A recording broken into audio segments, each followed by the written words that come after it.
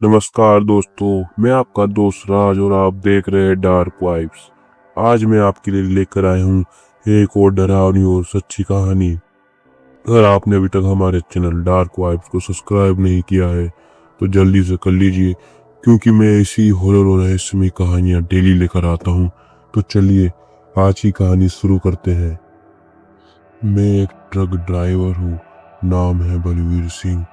ये सिर्फ कहानी नहीं, ये मेरी आप बीती है।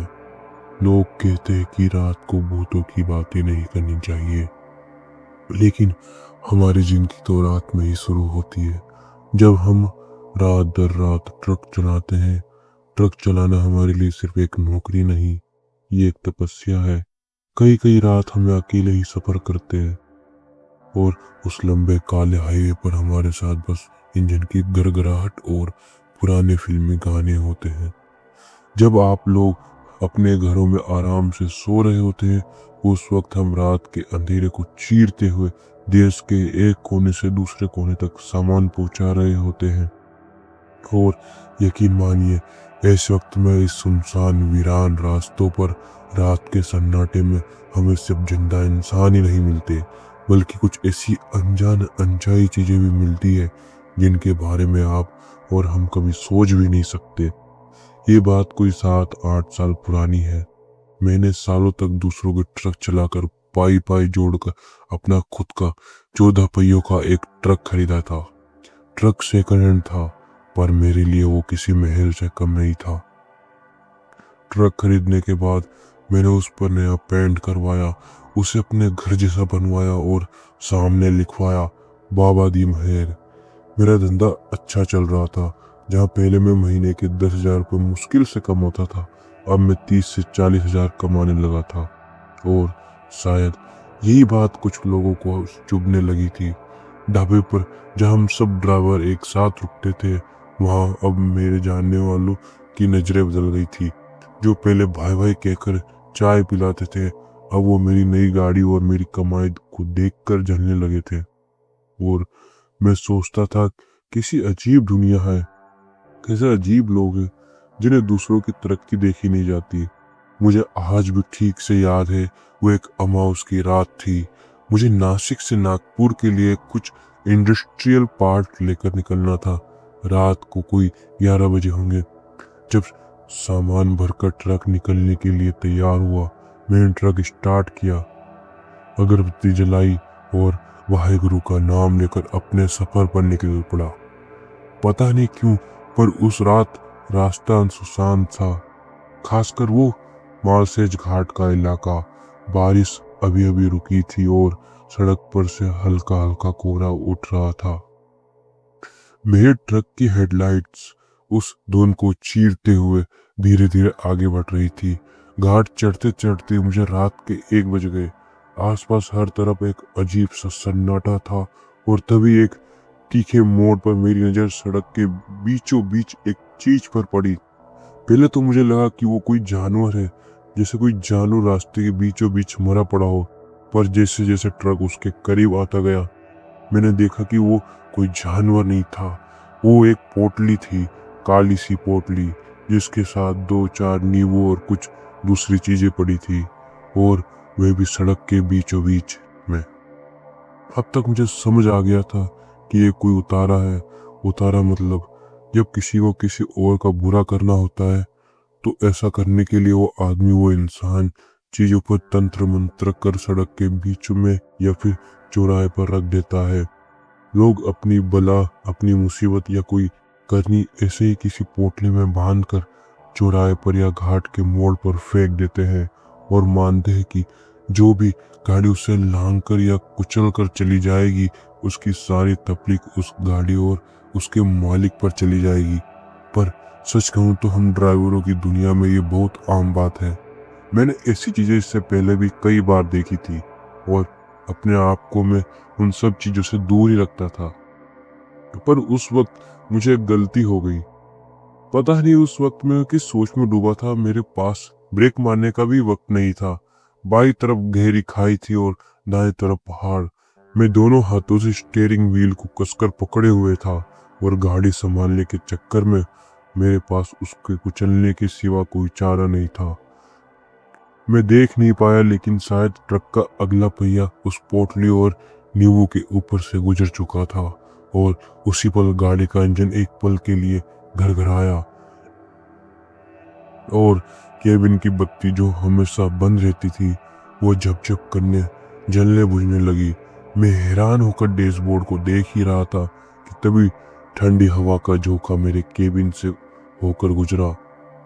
ऐसी ठंड जैसे किसी ने बर्फ का बोरा मेरे शरीर पर डाल दिया हो। गाड़ी का एक एसी बंद था, शीशे ऊपर तक चढ़े थे, हवा आने के लिए बस थोड़ी सी जगह थी। फिर भी उस ठंड से मेरे रोंगटे खड़े हो गए। एक ऐसी ठंडी लहर जो मेरी रीढ़ की हड्डी से होते हुए मेरे पूरे जिस्म में दौड़ गई। साला किसका पाप मेरे मत्थे पड़ गया। मैंने गालियां बकते हुए ट्रक को आगे भगाया।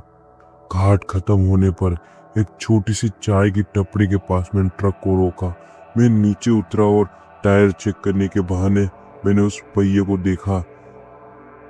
आगे के टायर पर उस कुचले हुए नींबू का रस और कुछ पीले छिलके और दूसरी कुछ अजीब चीजें चिपकी हुई थी और उस पोटली का एक काला कीला कपड़ा एक सल रोड में फंस गया हुआ था। वो देख मुझे घिन आ रही थी, पर मुझे वह हटाना था। मैंने पास ही पड़ी एक लकड़ी से उसे कुचलने की कोशिश की। जैसे ही मैंने उसे खींचा, उस कपड़े के अंदर से कुछ नीचे गिरा।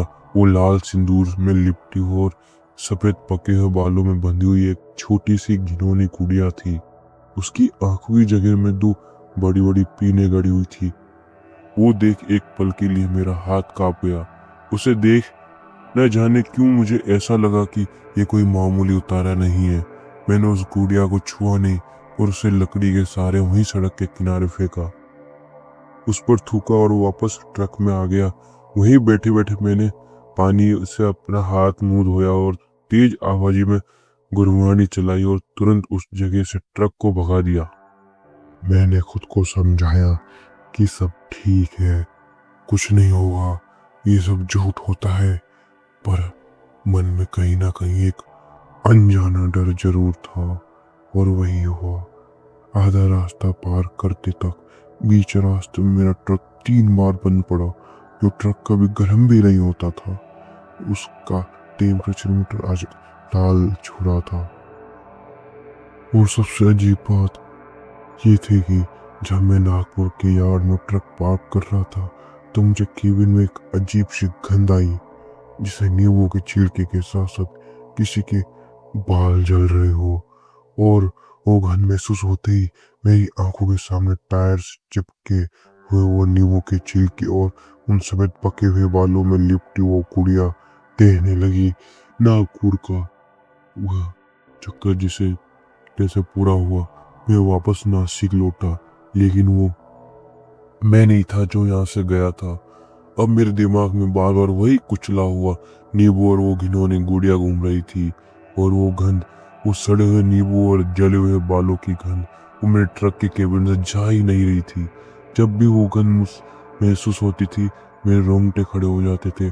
उस गंध को हटाने के लिए मैंने अगले 3 दिनों तक 3 बार ट्रक को धुलवाया, अंदर नए परफ्यूम लटकाए, पर सब बेकार था। क्योंकि जैसे ही रात होती थी और मैं हाईवे पर निकलता था, वो अजीब सी जलने की गंध वापस आने लग जाती थी और फिर मेरे दिमाग में वही सब खेलने लगता था। पता नहीं क्यों, पर मैं किसी चीज से डरने लगा था। ट्रक में बैठने से भी मुझे डर लगने लगा था, जैसे मैं ट्रक में मेरे साथ कुछ है। और देखते ही देखते इन सब बातों का मेरे काम पर असर पड़ना शुरू हुआ। मेरी तरक्की, मेरी वो कमाई जिस पर लोगों की नजर लगी थी, वह अब कम होने लगी थी। और इसकी शुरुआत एक ऑर्डर से हुई। मुझे बोरीवली का एक बड़ा ऑर्डर मिला। सीमेंट की बोरियां थी। मैंने ट्रक को लोड किया और आधी रात को मैं ट्रक लेकर निकला। लेकिन जब मैं कसारा घाट चढ़ रहा था, ट्रक ने अचानक जोर का झटका दिया और बंद पड़ गया। समझ नहीं आया कि मेरे साथ ये सब क्यों हो रहा है। जो ट्रक मैंने अपनी कमाई से खरीदा था, जिसे मैं अपने बच्चे की तरह रखता था, वो अब मेरा साथ छोड़ रहा था। मैं उस रात नीचे उतर कर देखा, सब ठीक था। ऑयल पानी पूरा था, पर फिर भी वह स्टार्ट नहीं हुआ।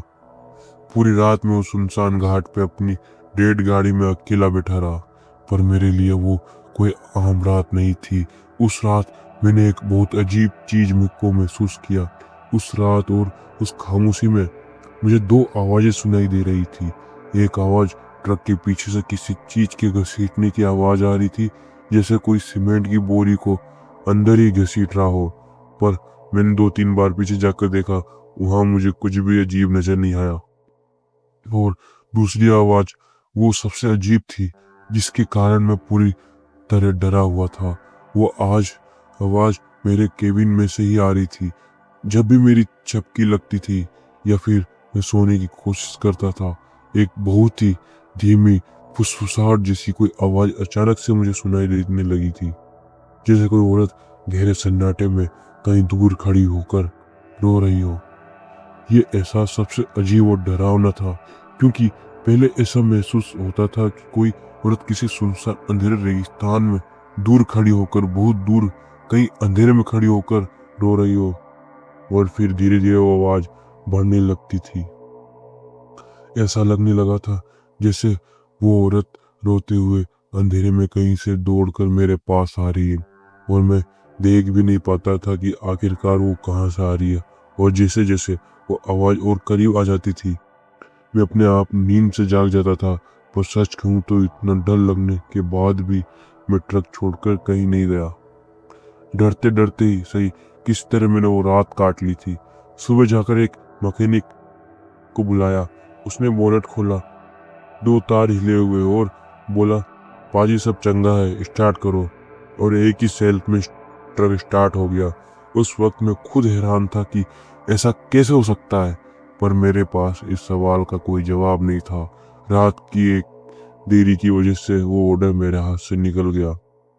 मालिक ने मेरी डिलीवरी का पूरा पैसा काट लिया, पर ये तो बस शुरुआत थी। पूरा धंधा हफ्ते दर हफ्ते बैठने लगा था।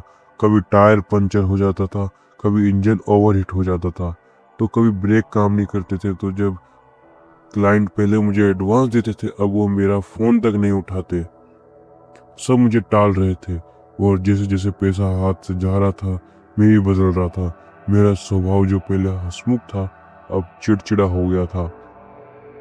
मैंने ढाबों पर छोटी छोटी बातों पर लड़ना झगड़ना शुरू कर देता था। चाय वाले को गालियां देने लग जाता था। जो थोड़े बहुत ट्रक ड्राइवर मेरे दोस्त थे, वे भी अब मुझसे दूर रहने लगे थे। उनमें से कुछ कहते थे, बलवीर, तू पहले जैसा नहीं रहा, तू बदल गया है। तेरी आंखों में अब वो बात नहीं रही। तेरी आंखें हर वक्त लाल रहती है, जैसे कोई रातों से तू सोया ना हो। जाने अनजाने में वो सच ही कह रहा था। मैं सच में सो नहीं पाता था। याद भी नहीं कि कितनी रातों से मैं ठीक से सोया नहीं हूँ। मैं केबिन में सोने की कोशिश करता तो मुझे लगता कि कोई चीज मेरे बदन पर रेंग रही है। वे ठंड, वे बर्फीली ठंड जो मुझे उस रात घाट पर महसूस हुई थी, वो मेरे साथ ही रहने लगी थी। मैं गर्म कंबल ओढ़कर सोता, फिर भी मेरे दांत कटकटाते थे। और सबसे खौफनाक बात, मुझे अब झटके आने शुरू हो गए थे। मैं शायद ठीक से बात नहीं बता पाऊंगा कि ये एहसास कैसा था, पर फिर भी मैं कोशिश करता था। ये ऐसे होता था कि मैं ट्रक चला रहा हूँ और सामने हाईवे बिल्कुल साफ है, रास्ता भी एकदम साफ दिखाई दे रहा है। अचानक आंख खुलती तो सुबह के 5 या 6 बज रहे होते थे, और ट्रक हाईवे से उतरकर किसी सुनसान जगह पर या फिर किसी अनजान गांव की कच्ची सड़क पर खड़ा होता था। ऐसा लगता था जैसे किसी ने मेरे दिमाग का बटन बंद कर उसे अपने काबू में ले लिया हो।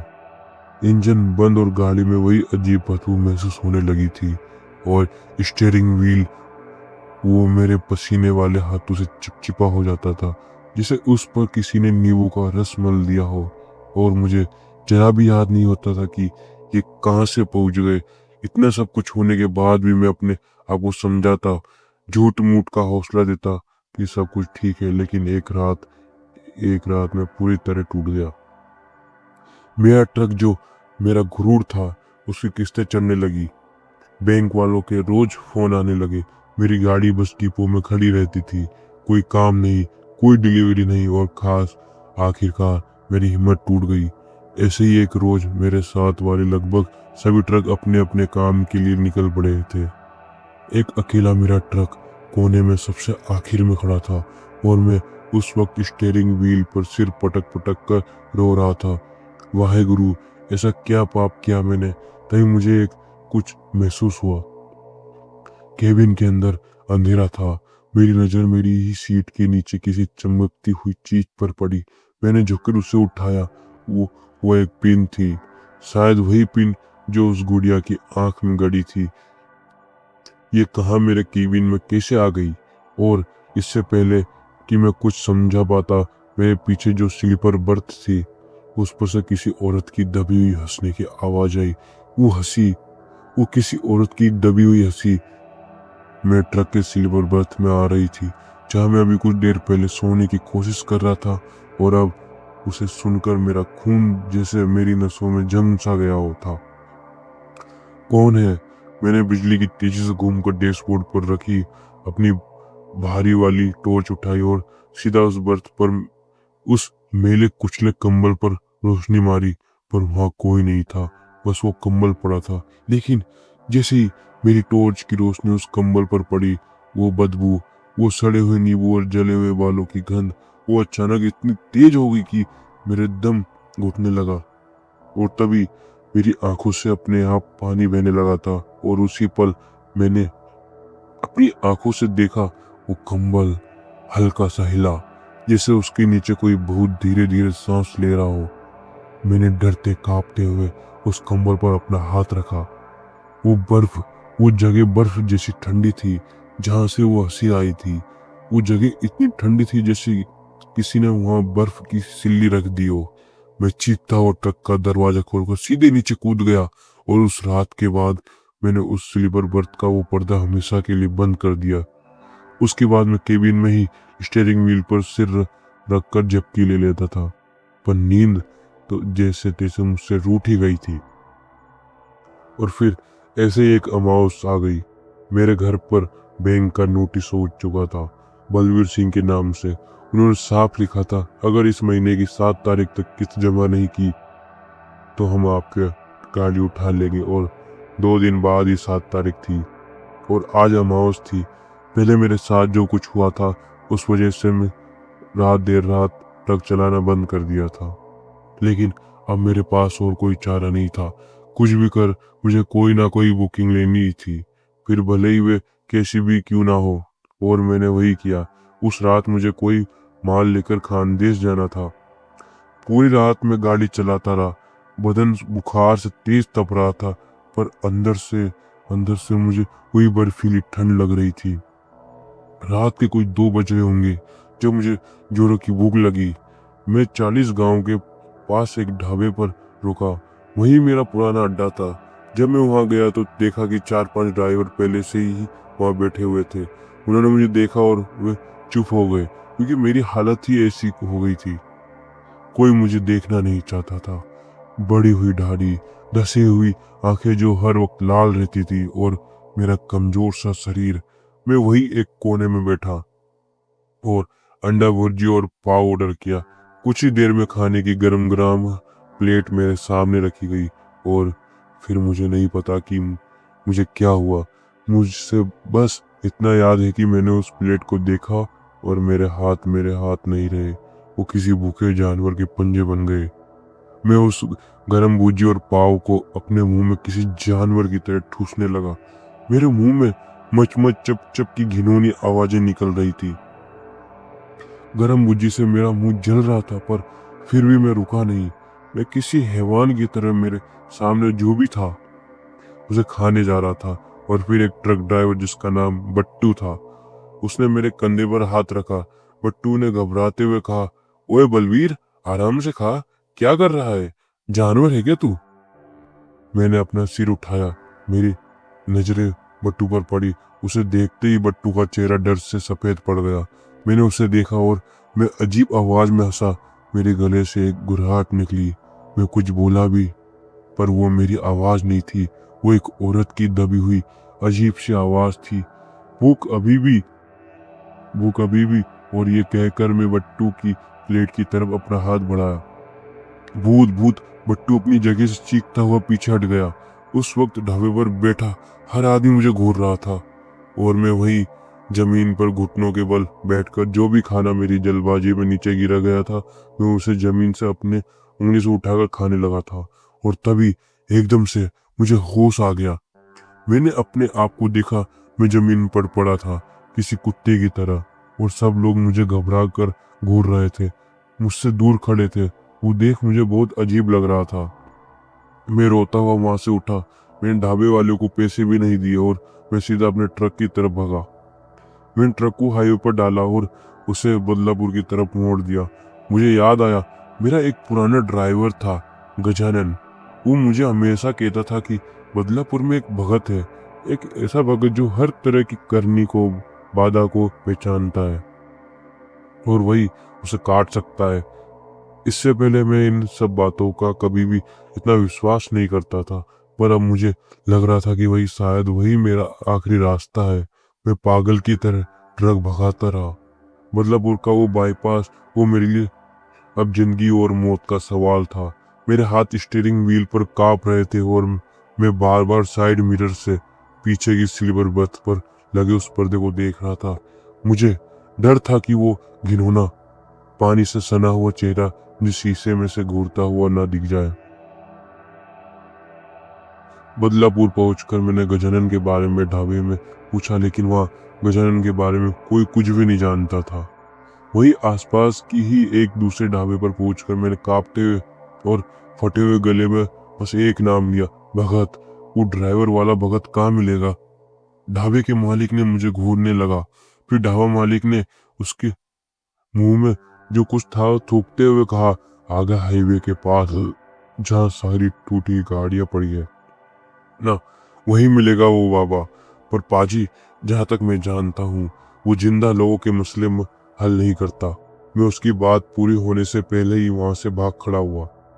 बाबा करम उसका असली नाम था, पर मैं उनका नाम बदलकर आपको आगे का हिस्सा सुना रहा हूँ। तो मैं भागता हुआ हाईवे पर के उस पार पहुंचा। कबाड़ हो चुके ट्रकों के एक कब्रिस्तान के बीचों बीच एक पुरानी टूटी हुई बस की बॉडी रखी थी। शायद वही बाबा करम का डेरा था, क्योंकि अंदर से अगरबत्ती, सस्ते तंबाकू और जले हुए डीजल की तेज बदबू आ रही थी। और मैं अंदर घुसा, देखा तो अंदर गहरा अंधेरा था और वही एक पुरानी ट्रक की सीट पर कोई कोने के बल टेढ़ा होकर बैठा हुआ था। बाबा करम, मैंने आवाज दी, पर सामने से कोई हलचल नहीं हुई। वो 70 पार का एक बूढ़ा आदमी था जिसने सिर्फ एक मैली सी लंगोटी पहन रखी थी। उसकी एक आंख बिल्कुल ठीक थी, लेकिन दूसरी आंख पूरी तरह सफेद दूधिया थी जो अंधेरे में चमक रही थी। बाबा करम ने अपनी सफेद आंख मुझ पर गड़ाते हुए कहा, बोल। और मैं एक ट्रक ड्राइवर उस कबाड़ी बस के फर्श पर बैठकर एक बच्चे की तरह रोने लगा। मैंने उससे बताया, वो उतारा, वो बर्फीली ठंड, मेरे ट्रक का बार बार बंद पड़ना, वो पेन और वो ढाबे वाली घिनौनी बात जब मैंने जमीन से खाना खाया था। बाबा करम मेरी कहानी सुनते ही किसी गुड़िया की तरह बस अपना सिर हिला रहे थे। जब मैं चुप हुआ तो उसने अपनी जेब से राख की एक चुटकी निकाली और उसे हवा में उड़ा दिया। बाबा करम ने अपनी गुरगुराती आवाज में कहा, जलन लगता है तेरी तरक्की को रास नहीं आई किसी को। बलवीर, बलवीर नाम है ना तेरा? देखिए, कोई मामूली भूत प्रेत नहीं, ये बंगाली करनी है, एक ऐसी पिशाचनी जो तरक्की का रास्ता रोकती है। उसे ही तेरे पीछे लगाया गया है। वो पहले रास्ता खाती है, फिर गाड़ी खाती है और आखिर में वो मालिक को खाती है। बाबा की बात सुनते ही मैं डर से कांप रहा था। बाबा, इससे निकालो, मेरे ट्रक से, मेरे जिस्म से, मेरी जिंदगी से। चुप चुप हो जा। बाबा करम ने अपने पास की कोई चीज मुझ पर फेंकते हुए मुझे बीच में ही रोक दिया। वो तेरे जिस्म में नहीं है, वो तेरी गाड़ी में है। वो जो उतारा तूने कुचला था, वो तेरी गाड़ी की बॉडी से चिपक गया है। वो अब तेरे ट्रक में किसी सवारी की तरह बैठ गई है। जब तक वो मंजिल तक नहीं पहुंचती वो सवारी नहीं छोड़ेगी। बाबा करम अपनी जगह से उठा। उस पल उसकी सफेद दूधी आंख अंधेरे में भी मुझे घूरती हुई महसूस हो रही थी। फिर अपनी जगह से उठते हुए बाबा ने मुझे हुक्म दिया, जा तेरे जिस्म पहिए, जिस पहिए में उस नींबू का कुचला था, उस पहिए का एक्सल से चिपका हुआ ग्रीस अपने उंगली पर लगा ला। उस पल मेरे पैर जैसे जम से गए थे। जा, वो एकदम से चीखा और मैं कांपता हुआ अपने ट्रक के पास आया। उस वक्त रात के 3 बज रहे थे। मैंने पहिए के नीचे लेटकर उस घिनौने काले एक्सल पर हाथ फेरा। मेरी उंगली पर वो चिपचिपा ठंडा ग्रीस लग गया। मैं तुरंत उसे लेकर बाबा के पास लौटा। बाबा ने एक स्टील की कटोरी ली, उसमें अपनी पास की बोतल में से कुछ डीजल डाला। फिर उसने मेरी उंगली से वह ग्रीस लिया और उस डीजल में मिला लिया। और फिर उसके बाद उसने अपनी जेब से एक बीड़ी निकाली, उसे सुलगाया और उस जलती हुई बीड़ी को उस कटोरे में फेंक दिया। एक जोर सा धमाका हुआ और डीजल एक घिनौनी हरी लो के साथ जल उठा। पूरी बस के अंदर जले हुए बालों और सड़े हुए नींबू की गंध भर गई। बाबा करम उस हरी आग की लौ में घूमने लगा और एकदम से उस बाबा की आवाज बदल गई। अब वो किसी और की आवाज में बोल रहा था। दिख रहा है, मुझे सब दिख रहा है। एक हाईवे, एक औरत, नहीं, वो 2 लोग हैं। एक मर्द है, एक औरत है। वो औरत वो तेरे ढाबे पर, वो तेरे पीछे है। और तब उस आग की हरी लपट से जो रोशनी उठ रही थी, उससे मुझे पीछे की तरफ कांच पर एक चीखता हुआ औरत का चेहरा दिखा। एक सूजा हुआ काला बड़ा हुआ चेहरा। वो देख मैं घबराकर एकदम से पीछे हट गया। उसी पल बाबा ने मुट्ठी भर राख उस कटोरे में फेंक कर वो आग बुझा दी। और वो आग बुझाते ही एकदम से उस बस में मौन जैसा सन्नाटा छा गया। बाबा मेरी तरफ पलटा। बलवीर, बलवीर नाम है ना तेरा? तेरे पास 2 रास्ते, या तो ये ट्रक या तो तेरी जिंदगी। ये सब छोड़ छाड़ कर भाग जा, या फिर इस करनी को पलट दे। मैं हकलाते हुए पूछा, हाँ, जिसने जैसा बोया है उसे वैसे ही काटना होगा। जिसने ये भेजा है, ये पिशाचनी उसी के पास वापस लौट जाएगी। और सब कुछ ठीक हो रहा तो सब ठीक हो जाएगी। मुझे मंजूर है बाबा, मैंने हकलाते हुए कहा। मैं उस पापी को नहीं छोड़ूंगा, नहीं छोड़ूंगा मैं उसे। बाबा करम हंसा और मेरे कंधे पर थपथपाया कर कहा, इतना आसान नहीं है वो पिशाचनी बुरी रुक नहीं है। वो अब तेरी गाड़ी को अपना घर समझ बैठी है। उसे बाहर निकालने के लिए हमें तेरी केबिन में ही जाना होगा। उसे बाहर बुलाने के लिए चारा तो खुद बनेगा। उस रात कबाड़ हो चुके वो ट्रकों के बीच कब्रिस्तान में हवा भी सांस रोक के खड़ी थी। आसपास इतना गहरा सन्नाटा था कि मुझे अपनी ही धड़कनें हथौड़े जैसी सुनाई दे रही थी। बाबा करम मेरे ट्रक केबिन में चढ़ा। उसके चढ़ते ही ट्रक के सस्पेंशन चरमराने लगे, जैसे ट्रक का वजन अचानक से बढ़ गया हो। उस सड़े हुए नींबू और जले हुए मांस की गंध वो अब असहनीय हो चुकी थी। मेरी आंखों में जलन होने लगी थी, जैसे किसी ने तेजाब छिड़क दिया हो। बाबा करम ने एक जंग लगा भारी पाना मेरी गोद में रख दिया। उस पर बंधे लाल धागे खून की तरह गहरे लग रहे थे। बाबा ने मेरी आंखों में देखा। उसकी वे सफेद दूधी आंख अब कांप रही थी और उसने फिर एक भारी आवाज में कहा, बलवीर, आज रात सिर्फ तेरा इम्तिहान ही नहीं, वो पिशाचनी भूखी है। हम उसे हटाने जा रहे हैं, इसलिए वो तुझे नहीं छोड़ेगी। तू संभल कर रहना, मेरी बात पर ध्यान रखना। और उसने मेरा कॉलर पकड़कर मुझे अपनी तरफ खींचा। याद रख, जब वो आए तो उसकी आंखों में मत देखना। अगर तूने उसकी आंखों में देखा तो तू वहीं जम जाएगा और तेरे अंदर घुस जाएगी वो। बस उसकी आवाज सुनना और उस पर वार करना। मैंने बस हाँ में सिर हिलाया और ट्रक में सीट पर बैठ गया। मैं स्टीयरिंग व्हील को इतनी जोर से पकड़ कि मेरी उंगलियों के पोर सफेद पड़ गए। बाबा करम ने केबिन के शीशे पर अंदर से राख मल दी ताकि बाहर से कुछ ना दिखे, और मुझे तब लगने लगा जैसे हम किसी के लोहे के बक्से में कैद हैं। बाबा ने अपनी झोली में कुछ सूखे हुए काले पत्ते निकाले और उन्हें सुलगा दिया। केबिन में एक कड़वा धुआं भर गया और फिर बाबा ने मंत्र पढ़ना शुरू किया। शुरुआत में कुछ नहीं हुआ, बस आसपास घूमता रहा, धुआं घूमता रहा। लेकिन फिर ट्रक केबिन के तापमान एकदम से गिरने लगा। इतना ठंड की विंडशील्ड अंदर से चटकने लगी। डैशबोर्ड पर जमी धूल पर बर्फ की एक पतली परत जमने लगी। उस रात के बाद सब एकदम से बदल गया। मैं उस रात के बाद एक हफ्ते तक बिस्तर से नहीं उठ पाया। बुखार ने मुझे तोड़ दिया था, लेकिन जब मैं उठा तो मुझे वह डर नहीं लगा। मेरा ट्रक वे अब मेरा था। वो फिर कभी बंद नहीं पड़ा। मेरा धंधा फिर से धीरे धीरे पटरी पर लौटने लगा। मैंने अपने ट्रक को फिर से रंगा। अब उस पर वे बदबू हमेशा के लिए चली गई थी। ठीक 1 महीना गुजरा। अगली अमावस की रात थी। मैं उसी 40 गांव वाले ढाबे पर अपनी गाड़ी रोककर चाय पी रहा था। मेरी गाड़ी की विंडशील्ड पर अब बाबा करम का दिया हुआ एक काला धागा बंधा हुआ था। तभी ढाबे पर एक हड़कंप मच गया। एक पुलिस जीप सायरन बजाते हुए रुकी और एक कांस्टेबल ढाबे वाले से पानी मांगने लाया। वहीं पर बट्टू और मैं हम दोनों खड़े थे और तब बट्टू ने उस कांस्टेबल से पूछा, क्या हुआ साहब, एक्सीडेंट हुआ है क्या? कांस्टेबल ने पानी पीते हुए चेहरे पर खौफ बताया, अरे एक्सीडेंट होता तो ठीक था, लेकिन कुछ अजीब बात है, कुछ समझ नहीं आ रहा। आगे घाट पर एक ट्रक मिला है, नया ट्रक है, मालिक खुद चला रहा था, शायद रंजित सिंह गज्जू नाम है उसका। मेरा चाय का गिलास होठों पर ही रुक गया। बट्टू ने आगे पूछा, तो क्या हुआ, क्या ट्रक लुट गया है क्या? कांस्टेबल नाम में सिर हिलाया। उसका चेहरा पीला पड़ गया था, लेकिन नहीं, ट्रक खाई में नहीं गिरा। ट्रक सड़क के किनारे ही खड़ा था, लेकिन अंदर अंदर का नजारा उसने थूक गटका। गज्जू और उसकी बीवी दोनों केबिन में ही थे। स्टीयरिंग व्हील गज्जू के सीने के आर पार हो गया।